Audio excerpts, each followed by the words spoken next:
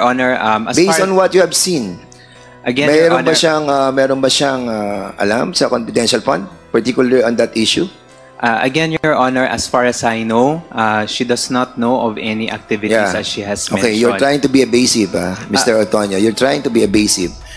We are warning you. Again, Your Honor, can I give you a little bit of context on the video that was shown?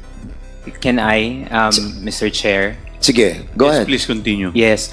The matter that was shared earlier, the one kung saan na merong clip na pinakita during the Senate hearing, that case was actually reported to the office that we received that there was an incident where a person was pretending to be from the office of the Vice President and nangihingi ng pera sa mga recipients, and it was reported, and we were able to share it with the VPSPG, and they were able to conduct surveillance and monitoring activities.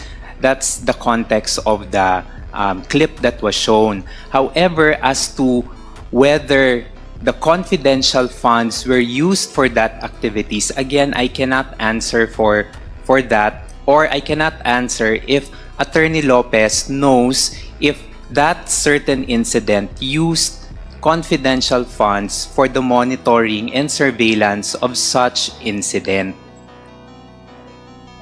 Okay, I will show you a letter.